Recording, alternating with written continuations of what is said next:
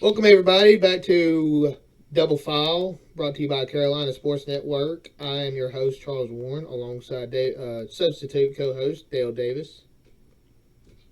Howdy. RP So, NASCAR YouTuber myself. yeah, he streams almost every night. Um, so to get just go ahead and get right into it. Truck Series in Ohio. Did you watch it? Did you watch any highlights? I watched every bit of that race and hated most of it, but loved a lot of it too. I mean, As usual with the Truck Series. Caution on lap one, turn one. I don't know what the caution was for. I'm assuming just visibility issues. Yep. I mean, because you couldn't see halfway down that straightaway. Nah, you couldn't. And I was sitting there. You can go back and listen to my stream. I was complaining the whole time, going, "Come on, start it, start it!" And then as soon as they started, I'm like, "God, I'm stupid." I was just being impatient. But I was tired of sitting there because it's like they rode around for 30 minutes on ped. Like they're going to run out of gas on pace laps before the race even starts. um, yeah, I mean, I saw a little bit of that race up there at the start, especially, and like I said, you couldn't see halfway down that first straightaway. So I mean, And it was I found it interesting that it was consistent. That even when the track dried, the three best trucks never changed. It was always Corey Heim, Ben Rhodes, Tom Majeski. Didn't matter if it was wet or dry, but then Majeski and Rhodes took each other out and just gifted the race to Corey Heim, which I think he had him anyway because they got in front of him for a good while when it first dried up, and then he just dusted them, and then they took each other out. And yeah, it was clear. Just I was getting frustrated with the late cautions. Going, I hate late cautions when we know the outcome is not going to change. Like late cautions can set up drama. There was never going to be any drama. Corey Haim would get like a half straightaway lead after turn one, and he's gone. So it oh kind of got dragged on a bit. oh yeah. I mean, I don't like when NASCAR does that either. It's not even NASCAR's fault necessarily, just people getting impatient and wanting a caution, and so they do whatever they can to get one, especially in But the you Truck know, Series. I knew going into that race we were in for a time. I'm like, dude, it's going to rain. It's going to be wet. This is the Truck Series, and there's sand traps everywhere. We're getting a lot of cautions. Oh yeah, especially in the sand traps when it's after it's rained. I Yeah, mean, thank God Watkins Glen mostly got rid of their sand traps because Mid Ohio has way too many, but it's necessary, really. It's an outdated facility. Great racetrack, just very outdated. oh Not so yeah, much for poor work. sure. You mentioned the Ben Rhodes and Tommy Jeske. I have Yeah. that on my notes. How about? I mean, what was that about? Who did what to piss the other off?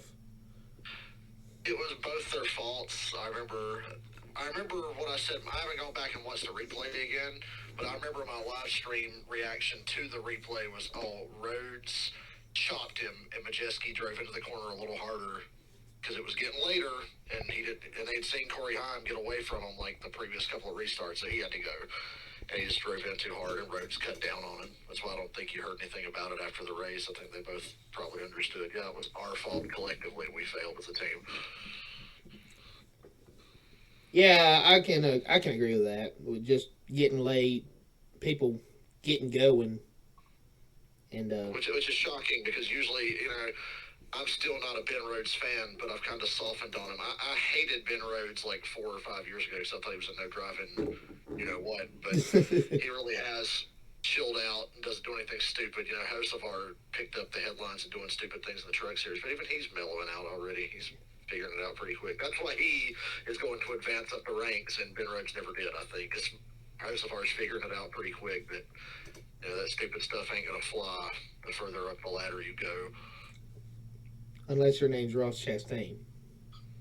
He is he defies all reason and logic. He goes against everything that I generally believe in because I grew up on the Mark Martin, Jeff Burton, Yeah. Matt Kenseth school of racing. So you think I'd hate Ross, but I love him. Um, Tanner Gray.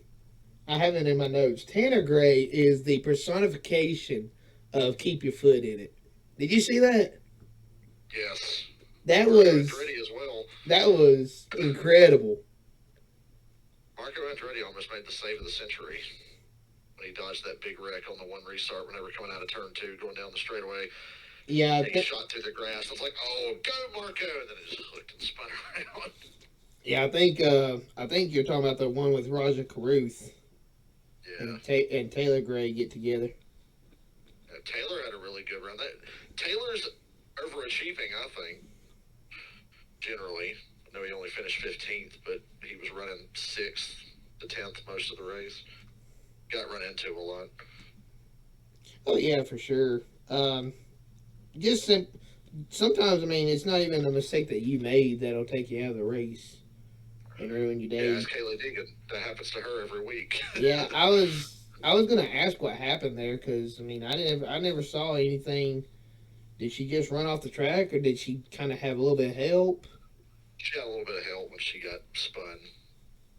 But that, Oh, people give her a hard time, and rightfully so, because she's got a lot to learn. But I really think that 75% of her problems in trucks have not been her fault. She gets used up and run over and disrespected a lot. yeah. So look at she's having to run around. I'm just looking at the list, and I'm going to read off some names for you. Jack Wood, Austin Wayne Self, Dean Thompson, Wallace Allen for Timmy sure. Hill. Yeah, Lawless Allen is the worst one. Um, Daniel Dye. Um, I was like that. what? Who was it that was it? Nick Sanchez that sent her into the wall at St. Louis. Yeah, I want to say it was him. And Sanchez, he had a problem. He spun somebody Saturday. God, I really should go back and watch these highlights. But Sanchez got into somebody during the Mid Ohio race. Really? But yeah, Again? he nearly killed Deegan at, I think it was St. Louis. Yeah. Um, that was not a fun time if you're a Haley Deegan fan for sure. Trucks Um, for me are like maybe one or two steps above ARCA now. Like I would say from I want to say 2008 until like 2017, trucks were some of my favorite racing. It's been kind of rough the last few years. I don't really know if I'm just if I watch too much racing and I don't have enough time to get invested in trucks, or if I just get frustrated watching. I think Knoxville year before last, whenever it was my breaking point, where I'm like, this isn't as good anymore. yeah. I mean, sometimes it's just a matter of kids in ARCA get pushed up to the Truck Series too soon, and they're just inexperienced.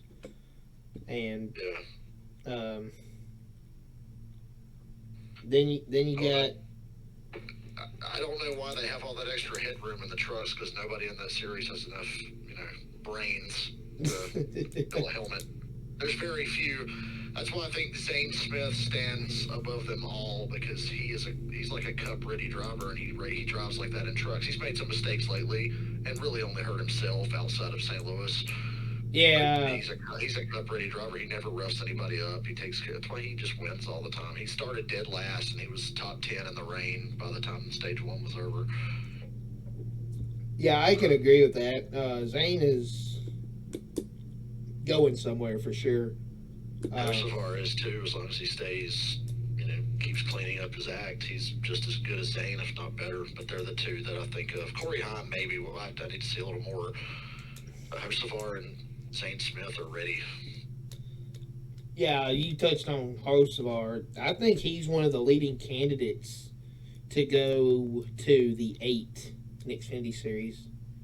Yeah, I think he's probably May- where there's smoke, there's fire. He's going to be the one because he's the one everybody's talking about. Yeah, I don't know if he's the lead candidate, but I think he's definitely one of them for sure.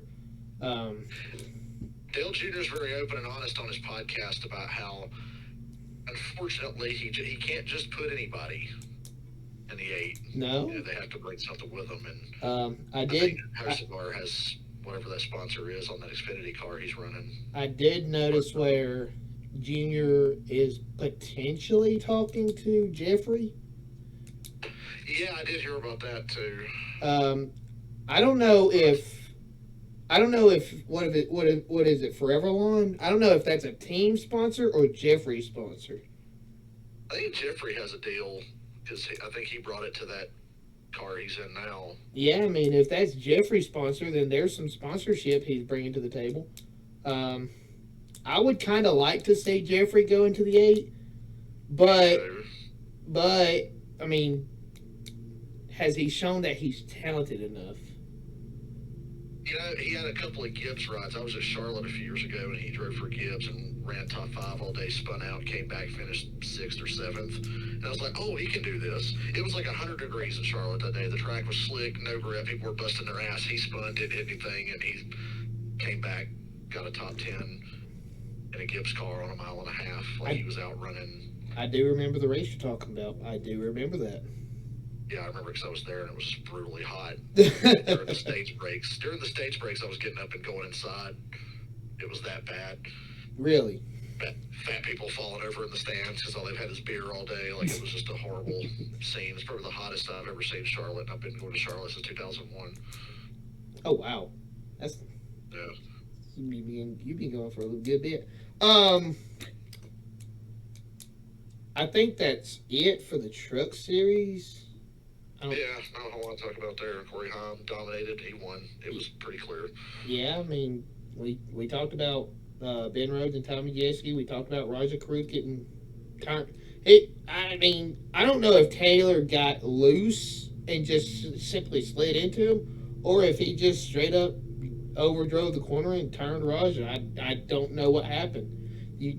It feels like, I mean, when you look at the replay, it looks like there's a little bit of a bobble, like he got loose and just simply wheel hopped. But, Right. I mean, it's so hard to tell with those far away cameras. Yeah. Um, And Fox barely shoots truck races this time of year anyway because they're just kind of going through the motions. yeah, pretty much. Moving on to the Xfinity Series, NASCAR throws a caution for the 31 sliding but not spinning. That reminded me so much of Daniel Suarez in the 2018 championship race. Yeah. Do you remember that? Where he slid Yeah. but he didn't spin? Yeah. I remember. That one, I mean, it was, at least it was early enough in the race to where it was basically inconsequential. They were all running 2x2 packed up anyway. Yeah. Had it happened like with a few to go, I'd have been like, I hate you, because I hate overtimes on super speedways. I Yeah. get so mad about late cautions on super speedways because you know as soon as one caution happens after the final pit stop, It's just you're going to in take. for another hour and a half. Yeah, I mean, it's just like the 2019 Daytona 500. I mean, it took them longer than finish the last 10 laps that it took them to finish the first 190. Yeah, when I think it was it William Byron that spun in that one that brought out the caution? Uh, Am I thinking the following year? with They all ended the same. Every damn Daytona 500 from 18 to now ends the same way. Like, yeah, I mean, I can definitely see where you're coming from on that. I mean, they're it's all starting to run together. yeah, they all start going. They all start losing their minds because it's less than 10 laps to go, and other than 2021, I think. I don't know about last year, but I think every Daytona 500 since 2018, other than 2021 and 2022, has gone to overtime. Yep. And it just drives me crazy.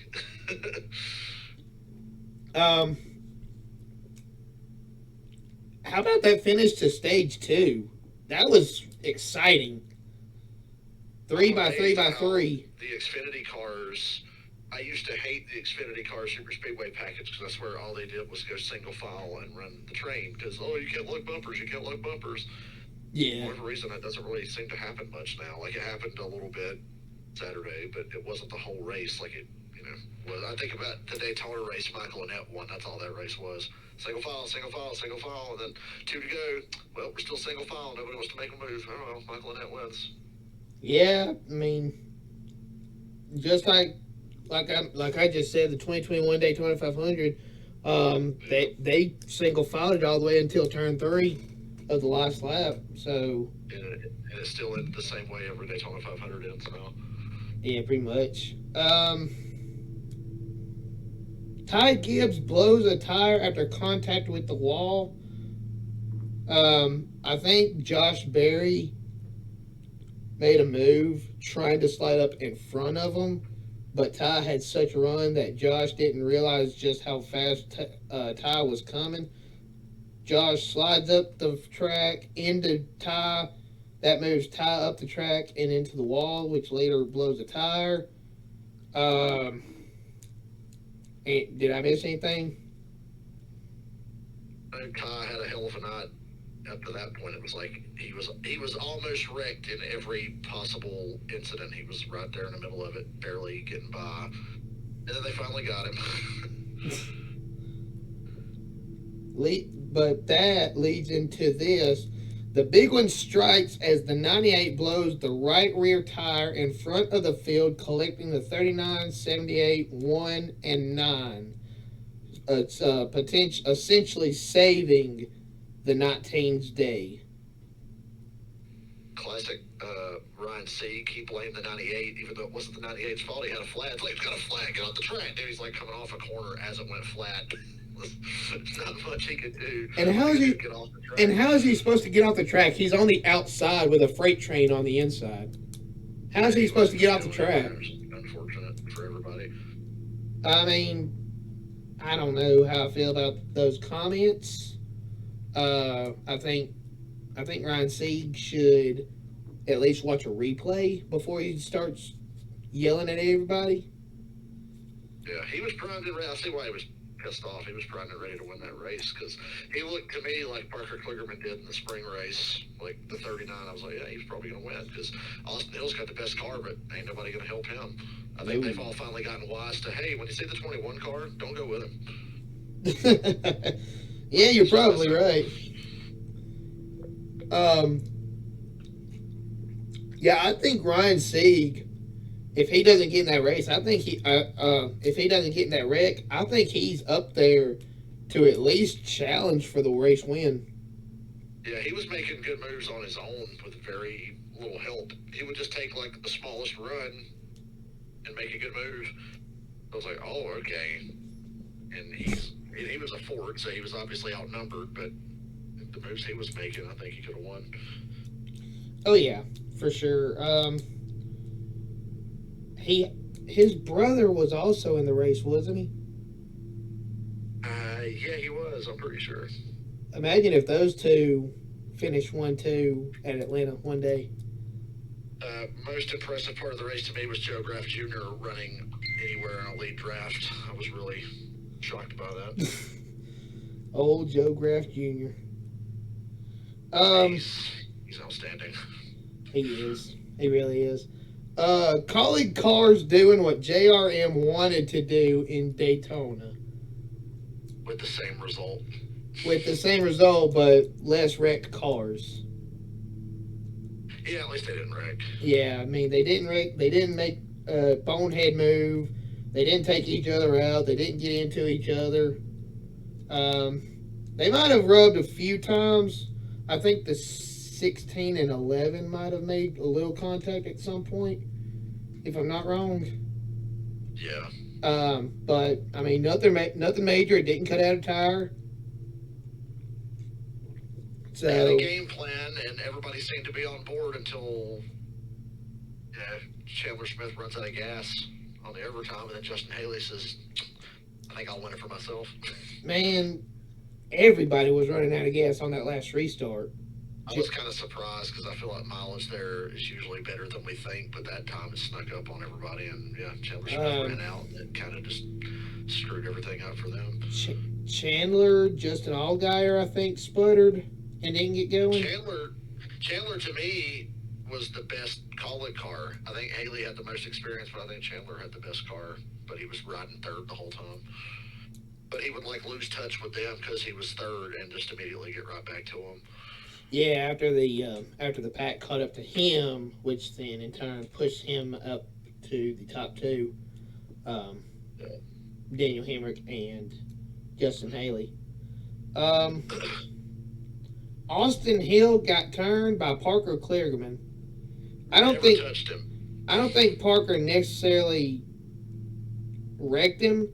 I don't know if Parker. I don't know if Parker even. Like you said, I don't know if Parker even ever touched him. It's just the air. but Wish the Cup cars could do that. I definitely think Parker got loose and did a well of a job to save his own car. He Um, was pushing. Yeah, he like pushed way up the track and got as yeah, close as you could get, but still had it under control, and then just put air on the left rear and spun Hill around. yeah, that was. I think that probably pissed Austin off a good bit, made him mad. Yeah, But he's got a temper, but he reminds me of Tony Stewart. He'll get pissed in the moment, and then common sense will prevail, and he'll be like, "Oh, that wasn't his fault. It just happened." yeah, I was watching the in-car camera of Austin Hill on Saturday because NASCAR app had his car to watch, and instead of him going to Parker, Parker came to him and kind of apologized and kind of explained what happened. So props to Parker Kligerman for manning up and going over there. Yeah, which is what he did not do when he did the same thing to Jeffrey Earnhardt at Daytona. Although he did hit Jeffrey Earnhardt at Daytona, Yeah, but didn't he. seem too apologetic about it. Well, Jeffrey Earnhardt isn't a guy that has punched someone and given someone a black eye in the last 2 years either. Yeah, man, he can fight. He He's can the only fight, no NASCAR doubt driver that's about more it. professional fight. No doubt about it. I mean, I'm sure Jeffrey's got some punches to throw eventually. Yeah, I hope he gets in a competitive car so somebody will really piss him off and we can see his true power. I mean, I see him going places if he gets in this eight. If Dale Jr. and Forever Lawn get an agreement, I think Jeffrey Earnhardt goes places. That's his chance, probably his only chance. Probably. He's not really been given. He's had like one-offs for RCR and a couple of Gibbs Yeah, rides, but not enough of a sample size to really know. Not enough different types of racetracks. yeah, for sure. You mentioned the one off with RCR at Talladega. I mean, anyone. I mean, I hate to be cliche and say the same thing Yeah, that everyone always says, but anybody can win Talladega. I mean, just it's not even just that. It's like look at RCR or Creed and Hill run 1-2 the whole race almost every time they go to Daytona or Talladega now. Or Atlanta now Hill, too. Hill might not finish. I mean, Creed might not finish because he usually doesn't finish. But for the majority of the race, he's tagged on right along the 21. Oh yeah. It's I almost posted on like him the other night because I was like, Hill's going to help me win with Creed, but then everybody was just ganging up on him. for sure. Um, yeah, RCR has got a really strong super speedway package. I keep wanting to say plate race package, but I can't say that anymore. They don't have I think the new plates. thing on NBC they were saying drafting tracks. Drafting tracks. I mean, in the Cup Series nowadays, just about every track's a drafting track. But But oddly, not enough. You would think. See, I want Cup cars to race more like Indy cars on ovals, but for some reason they can't. It's just I don't know. Dirty air, diffuser, wide fucking rear end. Sorry, f bomb. uh, we'll bleep it out. All spoiler. Yeah. Um, no, I mean you hit the nail on the head. I mean racing like 20 like racing like the 2014 season is I think a thing of the past. I know we all, and I flew the flag for I hate low horsepower, high downforce, but there was something about the Xfinity Series Indianapolis Aero package. Remember that? Yes, Those races were great. they were They were absolutely. like slow. They were like slow speed Indy car races. The Xfinity cars raced at Indy like Indy cars. Yeah, I mean it was back and forth drafting. Yeah. Yep. Um, John Hunter Nemechek wins after holding off a strong charge from colleague cars. I mean, Um, by having it given to him by Justin Haley for no reason. yeah, for sure. I saw a lot You of. can go back and listen to my live stream. I'm like, Haley, what are you doing? Yeah, he wanted to win. He got selfish in the last lap. But then he said, no, I pulled out of line because my car sputtered. Dude, keep pushing me until it's out, or neither one of us is gonna win. But no. Yeah. Um, I don't have anything else to say about the Xfinity series. Anything else you Not a want to good add? look. Not a good look for Justin Haley when he's in a contract year and he screws over the team he wants to re-sign him. Yeah, right. I mean, and he's not They were even, not happy, and it's not, after and that. it's not even that. I mean, he's not even going for anything technically. I mean, I know he's going for owner points in that car, but he's not going for anything. Right. So I mean, if your car sputters, get the hell out of the way. I mean, what else can you do? Oh man, I'd have probably stayed in line. Yeah, Because obviously it didn't run out. He made it to the line at speed. It didn't even run out. yeah. I mean,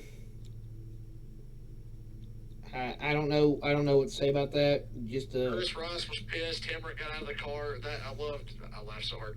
They come up to interview Hemrick and Haley's smiling, and Hemrick's just staring off into space like he wants to kill somebody. And then I see another interview later on with Chris Rice where he looks like he wants to kill somebody, and Justin Haley's trying to ease the tension, but they were not having it.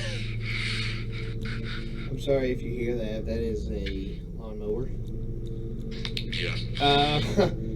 I apologize everybody watching live. Um, but yeah, that's it for the Xfinity series. On to the Cup series. That moment before the green flag with Kevin Harvick and Richard Childress was one of the most badass moments I have ever seen in my life. It was so weird to see an old Cup car on New Atlanta, and I'm like, I'd love to see a race with those cars around this Atlanta, unrestricted. Dude, if those cars unrestricted with New Atlanta, that would be, I mean, that would be great for sure. Oh yeah. Great isn't the right word for it, but great is the only word I can think of. Um, Yeah. that was just really special. I think that I saw a whole lot of comments at California in the second race at Fontana where everybody was wondering, well, why the hell didn't they do Kevin's tribute or Kevin's send off at his home track? I think he was wanting to do Atlanta more than he was wanting to do California. Atlanta made more sense to me, especially if you're going to bring him and RCR together again. I mean, Yeah, Harvick seems. I think Harvick has mellowed out so much because I haven't. I think Bristol 2021 was the last time we saw. Yep, that's Harvick. He's angry and raising hell. He's mellowed out so much, and he's mended fences with a lot of people. Joey Logano, Kyle Busch, Richard Childress, Dale Jr. yeah, Seems to be tying up loose ends and leaving on a high note. yeah, for sure. I mean, I really want to see him get in victory lane at least one time this season. Oddly, I'm rooting for him too. I haven't been a Harvick fan. I grew up a diehard, like I loved RCR and DEI. Oh yeah, So I had Dale Jr. shirts, but I had some like Kevin Harvick stuff too growing up, and I had a Harvick hat and 29 shirt and everything. So I always rooted for him. Then he went to Stuart Haas. I'm like, hell yeah, this is the perfect match. I still like him. And then around 2015, he soured me with that Talladega stuff, and I wasn't yeah. really keen Um, on him after that.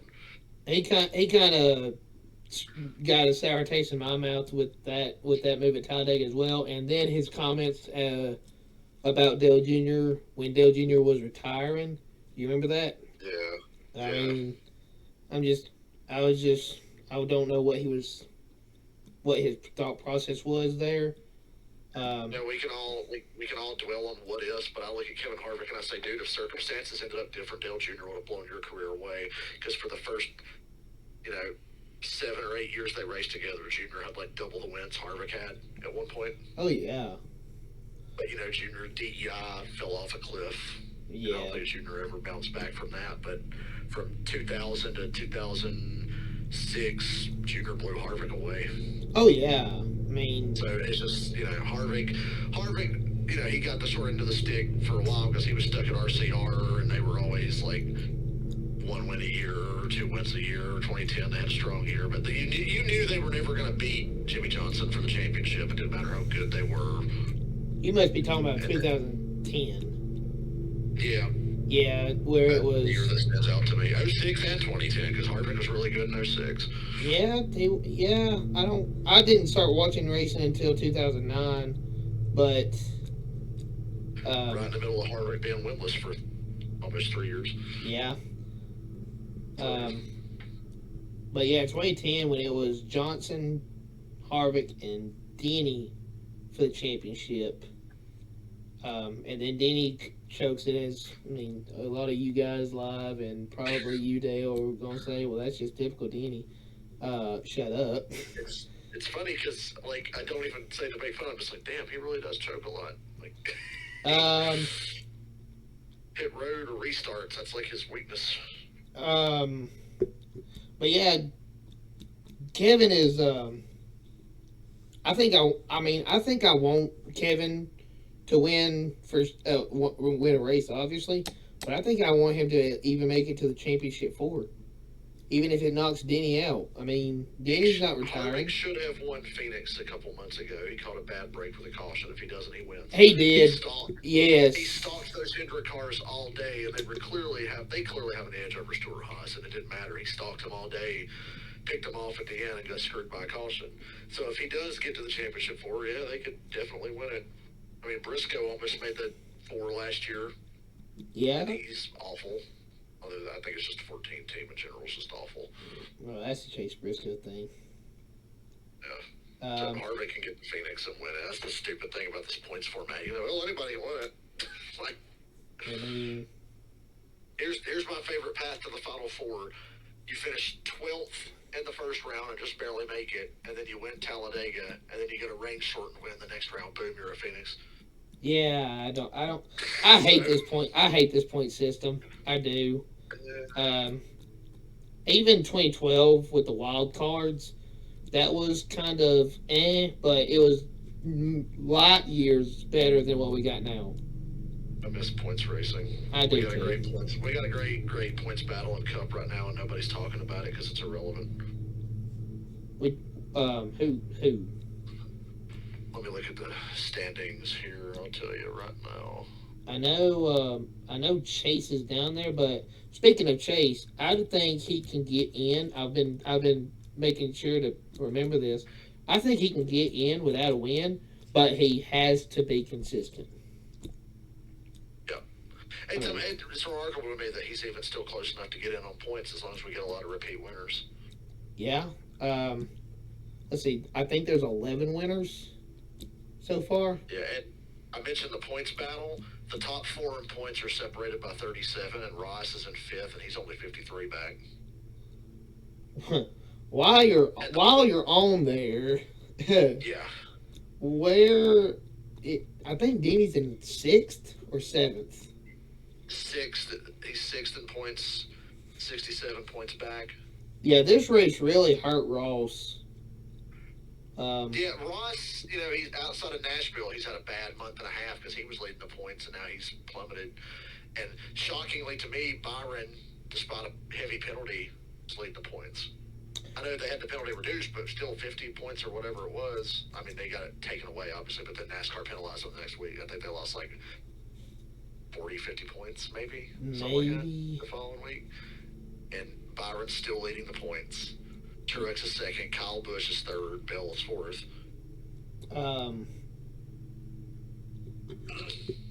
Moving on in the Cup race, I know we kind of got a little off topic. Yeah. Just a little bit, but that's fine. I mean, that's what podcasts are for. Harrison Burton spins, but no contact somehow. That's the moment I knew that this was going to be a great Atlanta race. Ooh, he lost it by himself. Yeah, that was. So that's good.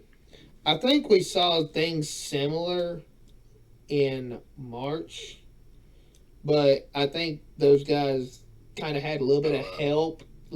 Everything in March was help because I was at the March race and it was god awful for the first 160 laps. Yeah, they had a little bit of help. Like they got slid up the track, and when they got in those marbles, it just turned the car around.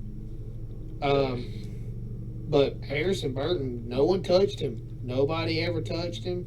He just simply lost it and spun right in front of Denny Hamlin. I have to tell you, my heart sank to the bottom of my feet when I saw that. Yeah, Yeah, but with this points format, it literally doesn't matter. He's won a race. So Well, I mean, yeah, but I definitely want him to win more than one race. yeah, if Atlanta is going to be like old Daytona pre 2011, then I can live with that because Y- that's what it was looking like from a handling perspective. yes, I was like, yes, oh, I can live yes. with this. Like, okay, this is good. Um, yeah, I mean that was just weird because I I told you earlier that I was watching Austin Hills on board on my phone. Well, I mean, well, I got my iPad for the Cup race on Sunday, and I was riding on board with Denny. And when I saw that 21 car get sideways, and I was just hoping that no one was coming from behind and just going to plow into Denny and send him into the 21 and get somebody hurt. Yeah, Um, but luckily that didn't happen.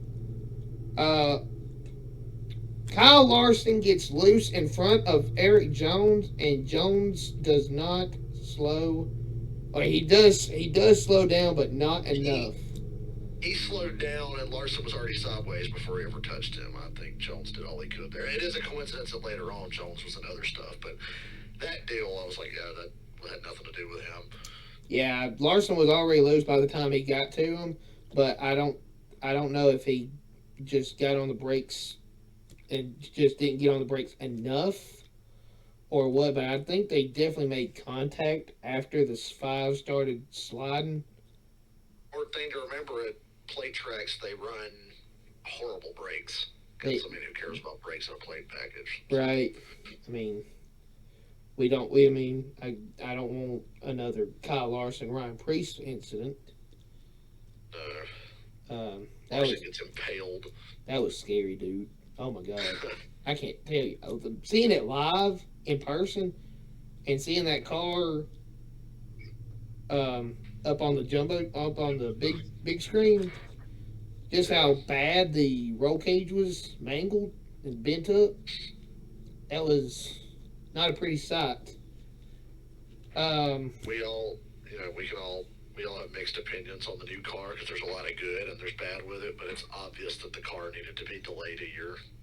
it's it's obvious that there's things that NASCAR is going in the right direction with, but there's other Yeah. things that NASCAR needs to put their focus on.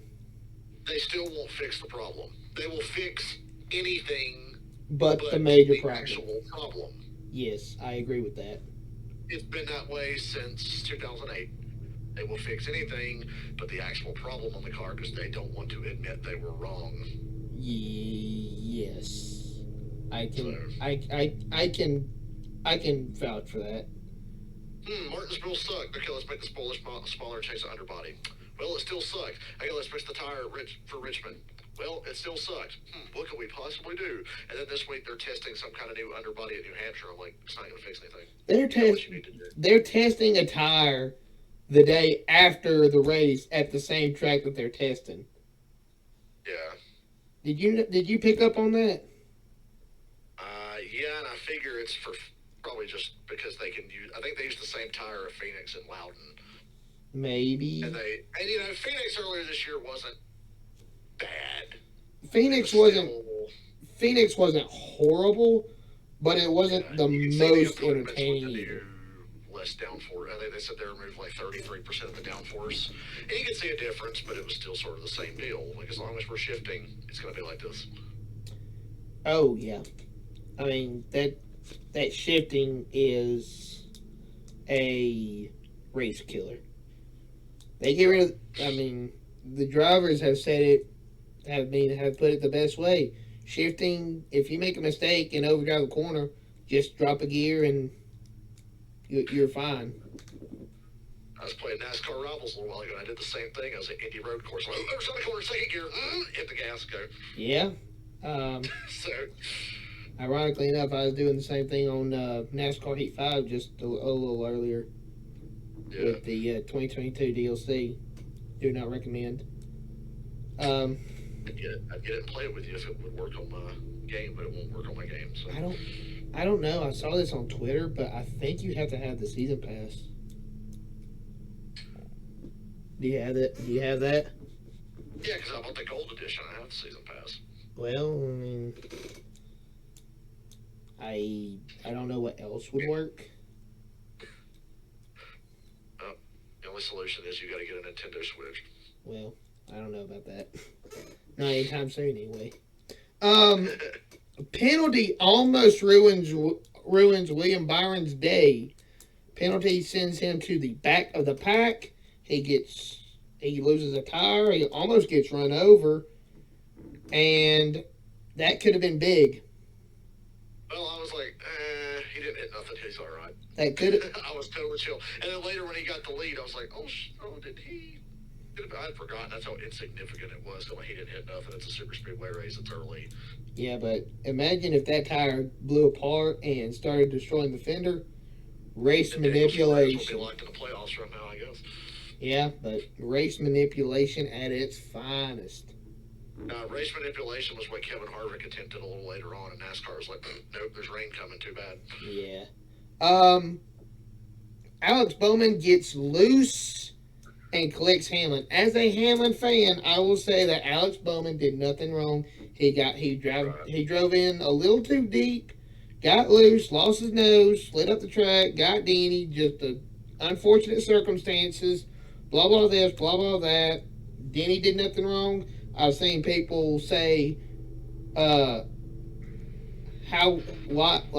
is Denny Hamlin not going to wreck Alex Bowman? I don't know what they're talking about.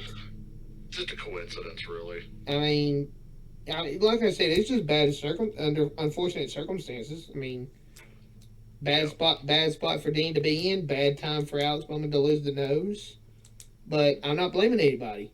I mean, Alex did nothing wrong. Denny did nothing wrong. Yeah, things just happen sometimes. People don't understand that on social media. It's like things just happen. Calm down. People on social media like to just blame whoever they hate. Yeah, it's just an instant reaction. Yeah. I mean, in the moment, I thought, okay, well, I guess that's just retaliation for last week. But yeah, but nobody's going to retaliate at a place like Atlanta. I mean, Ross kind of did last year, the same race. But I think that was just Ross being Ross again. He doesn't do any of his stuff on purpose 9 times out of 10. Yeah. A Big Wreck collects the 1, the 54, and the 7. I put Big Wreck because of the major contact that ruined the 1's day and potentially could have ruined the 54's day. They had a lot of near misses together before that. They had a lot of slide jobs. Yeah, a lot of Ross just sliding up across and running for 20th or whatever. I thought Kyle was going to overreact and lose his cool and just send Ross eventually. But Corey LaJoy beat him to it. Like I said, Kyle's been good this year. He has. I mean, definitely better than to this point anyway, better than last year at Texas where he tried to retaliate on pit road and almost send a car into a whole pit crew. Yeah. That was not fun to watch. Caution for the 23 and 41 spin. Rain starts falling and essentially ends the race. Here's my rant on that. The people on social media freaking out about it. Oh, you sit there and waited for the rain. No, they threw a caution for a wreck, and then rain began to fall, and they weren't sure if it was going to let up. And I don't know if anybody remembers Daytona from last year, but we're not going to throw the green and take a chance. Right. So the only thing that I have to say, as far as quote unquote complaining, is NASCAR knew that rain was coming. I think they definitely could have pushed the start time up an hour or even 30 minutes at least. Yeah, I'm surprised they didn't get back. But it was kind of 50-50 on the chance of rain. They usually only move it up if it's like, okay, look, there's definitely rain coming. It was really just spotty pop-up showers, but then the system formed up. And yeah. I mean, pretty clear. Rick Allen even said it. I mean, rain can just pop up out of nowhere. And it can So break up just as easy. exactly. So I'm not blaming NASCAR, but I definitely think that there needs to be at least a plan B. Like Yeah. if it's even a maybe if it's a maybe rain, then push it up 30 minutes, half an hour. That way you at least get done with stage two, and if the race is official. I'm going to go off topic again for a second, but I went to the last Charlotte Fall Oval race in 2017, Yep. and it was like 100% chance of rain, monsoon weather conditions. It's gonna rain. We're moving the race up an hour. They told us the day before. It's like, get there an hour early tomorrow because 100% rain. Wake up that morning, 100% rain. Big storm's coming. Big storm's coming. And it never happened Oh wow. until like, but then about 20 minutes after the race, there was like a tornado warning Oh all wow. day long. They were like, it's gonna rain, and then just never happened. Didn't see a drop until 20 minutes after the race. Oh wow. That is unfortunate. And I remember thinking the night before, I'm like, should we even go tomorrow? I was like, yeah, we'll get up and go. We'll give it a shot. And then, yeah, never rained. Got the race in? Ride home was scary. uh, William Byron wins his fourth win of 2023. Little Mickey, but also he won there last year, and Chase won there last year. So even though the Fords control Atlanta because they work together the best, it's clear that different cars are just as fast. Yeah. But it was kind of a little bit right place, right time. Because of his spin earlier, he was in the back, so they just kept pitting and pitting and pitting, and that's how they ended up back at the front. They stayed out when those guys pitted. And speaking of the guys who pitted, Man. 23 team, Bubba Wallace's team, what the hell are y'all thinking? You could have stayed out with Byron and had a chance to win. I mean, definitely could have had a chance to get a top 10 or top 5 especially. He was going to have a shot to win the race. And I'm like, why are you pitting? And even then, I was like, wow, even McDowell stayed out. And he's like moments away from possibly running out. But that's how obvious it was. Rain was coming. We'll just stay out and maybe we'll catch a quick caution. Dude, if they go green, Michael McDowell is stopping in front of the field. Bubba Wallace finished 25th, and he could have had a chance to win, but they made him pit. Yeah, I mean, I don't know what they were thinking. I don't. He was the only guy on the same strategy as William Byron that pitted. Oh wow. They would probably bet. They would probably betting on going back green. One more restart, and I think Brad Keselowski wins the race. Because he had to pit because it was, they were on the other strategy. It's like, well, there's rain coming, but he had less gas than McDowell. I mean, Blaney was up there too. Blaney was up there as well. He very well could have won this race. Yeah, I'm sure Buescher's disappointed because he ended up 15th, but I think Brad was about to win the race. Yeah, I mean, I can see that. I can see that. Brad or AJ. Oh, AJ. So that concludes all of the topics from the race weekend. I want to kind of touch into Chicago because Double File didn't have an episode last week due to 4th of July. Who did you see that big wreck coming? The complete parking lot. Did you see that coming at all? I imagine what was going to happen because it seems to happen every time I see an IndyCar street race. Yeah, I mean, the lane was so narrow. I mean, 2 cars get in there over their heads. One of them spins. What amazed me was that it was not a pileup. Nobody hit anything except Byron, who hit the wall first, and then Harvick, who spun. It was amazing to me that everybody stopped. Yeah, for sure. Just I don't know if Corey LaJoy sent Harvick or if both of them just got in the water and just simultaneously spun. I think Harvick was following Byron. You know how sometimes you'll kind of judge a corner based on the car in front of you? Yeah. I think he was following Byron and Corey followed him. And then Corey got into him. they were both going to go off. maybe. Doesn't look Um, like to me. SVG won the race. First, Yeah. first guy since the '60s to win their first race. The only other guy who got close was Harvick and McMurray, because Harvick won his third and McMurray won his second. Trevor Bayne. Trevor Bayne in the 2011 Daytona 500. That was only his second. I think it was like I thought that was like his fifth. Hold on, I'll find out right now because I know he ran a little bit. I think that's. In the previous year. I think that's Xfinity though. I think he was in and out of the car for Roush.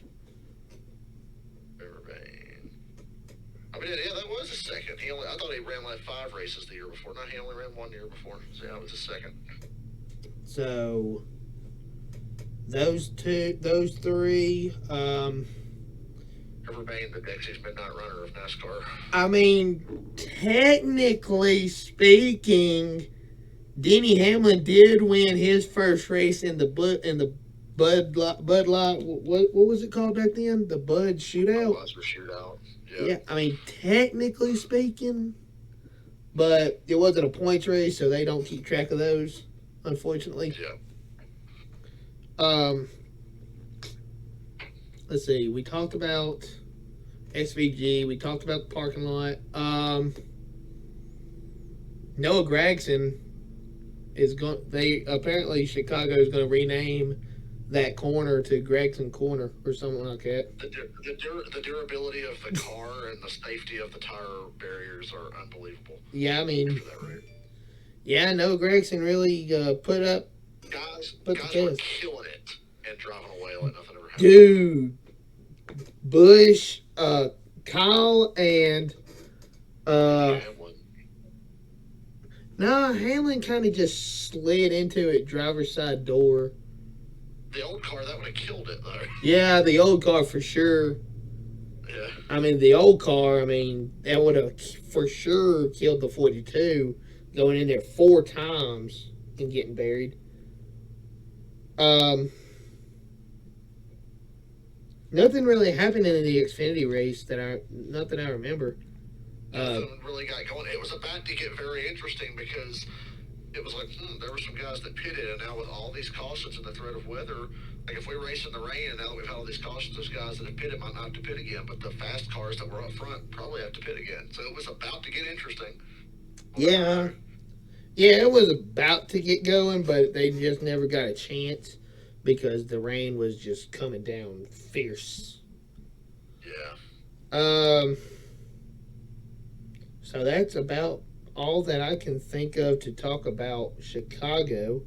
I hope we go back. I hope we go to another city. That was a whole lot more. Spot what people wanted. It went very well. I think if it didn't rain, that would have been a phenomenal race. I mean, that race would have been potentially race of the season. Yeah.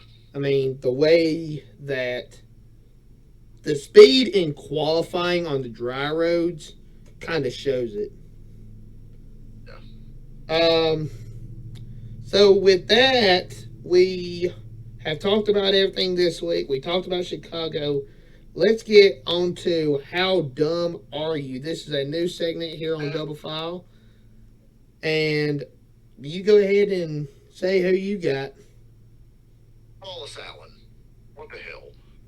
Like, Wallace Allen spins at Mid-Ohio, slides through the gravel trap, comes out the other side in the grass. Like, oh, thank God, he didn't get stuck in the gravel. No unnecessary caution. All right, what's he do? Turns the truck back around, drives straight in the gravel. Drives straight in the gravel. I saw that. Oh. Are you stupid? Definitely not using his brain. He's probably mostly just worried about, I got to get back on the track and get back going. I think he was told about Tanner Gray's unbelievable move when he just had to drive through the entire planet of Tatooine to get back on the racetrack. Yeah, pretty much. I am going to say this. This is not Trucks, Xfinity, or Cup, but Dean Thompson and Higueroni Higurani, Venturini Motorsports. What are you Oh yeah. doing? One It's of gonna them amaze me when pushes. I don't watch it. Oh my gosh, you gotta check this out. Check that out after we get done here. Oh, I saw that. I did see that. That's when you know something bad's happened in Arco when I fucking hear about it. I mean, what are you thinking? You cost your teammate. Dean Thompson runs. I don't even know how to say his name. Hingarini? Whatever his name is. Whatever. I apologize. Um, Off the track, coming out of that last turn. I don't know what number that is. Um, and then Higurani waits for him, completely waits for him, and runs him off the track into the sand trap and costs Venturini Motorsports a win. Yeah. I mean, both of them cost their team a win. I, so short sighted. I mean, Unbelievable. that was for sure going to set up to be a 1-2 finish. Somebody else wanted to be one. Well, they got selfish. But, I mean, you just got to use your head. Um, that's one of those, there is an I in the word team. Huh? Nemechek's catchphrase. People got to use their, go look it up all the time. Show Nemechek. So people got to use their head. They just ain't using their heads. Use your head. I remember Ryan Priest saying, "Don't do that." Yeah. But yeah, just absolute stupidity at its finest. Um, Yep. Dustin Haley's my other one. yeah, Justin Haley for costing Colleague a win, essentially. Yeah. My other one would be NASCAR, but like I said, they really can't. They were kind of in a pickle as far as the rain. Yeah. Um, It was going to rain for at least an hour and a half, and it would take an hour and a half to dry the track. yeah, So I they mean, weren't going to race at 1 o'clock in the morning, 2 o'clock in the morning. no. I mean, that'd be ridiculous. Lightning alone was going to send everybody home. So I'm glad. I was amazed how quickly they were like, "Yep, it's over." I think they made the right call for sure. Um, Yeah. I think if they are going to do another night race in Atlanta, it needs to be on Saturday night. Oh, but the TV networks don't like that. But I agree. It should be Saturday night. Well, then So I can have another damn Sunday to myself. they need to have that worked out in the TV contracts at the end of next season. Yeah, it's the TV. The networks have them by the balls now because NASCAR has no leverage anymore. Because I mean, they're usually the most or second most watched sporting event on any given weekend, but they don't have the power they had back in 2000 when they negotiated that deal with Fox that gave them everything. Yes. So now it's kind of like we tell you when you're going to put the races on, and we tell you where to go. We've already seen Fox made the call. Hey, we want a Bristol dirt race. Hey, we want the All-Star race at North Wilkesboro and not at Texas anymore. Hey, we want races to start at 4 o'clock at a track with no lights in the summertime. Like, they're making those calls. Oh, dude, I don't even know what to say about Fox. And the Chicago street race, I know it wasn't Fox, it was NBC. Why is that starting at 5? I know it's 4 local time, but it's still, it doesn't give you that much wiggle room. They got delayed an hour and 15 minutes, and then they had to shorten the race by 25 laps. Yeah. That's ridiculous. Started at 3. Definitely got to give everybody wiggle room as far as time. That way, if it does come down to downpour at a road course or whatever, and they can't run, I think the best time for road courses, if it's gonna rain, is probably 11 Eastern. Noon would be nice, but they're like, oh, we want West Coast people to get up and watch. Well, West Coast people get up and watch the NFL, put the race on at 1. Yeah, I mean 1 o'clock. I mean that give you probably a good 6 hours of daylight, maybe 5.5. You would have, if you started the Daytona 500 at 1 o'clock every year, you would have eliminated basically every rain delay we've had for the last 8 years for Daytona. Yeah. Because it's always been, all right, green flag, there's rain coming, and it's 3:30. Yeah. 4. But Okay, starting at 4 a few years ago was something else. I was like, "Are you serious?" Then guess what it did? It rained for an hour. man, that that twin that fall Daytona race last year was like on Sunday when it started at 10 o'clock. That I was loved that. that was brilliant, Oh, I loved brilliant. that so much. Um, I don't know if they would ever plan a race to start on Sunday that early, but I highly doubt that. Yeah. But if it happened, that would be amazing. I like really early start times, or I like the Atlanta start time because I like when it's really early because it gets done and I've got my whole day. Or I like when it's at 7 o'clock.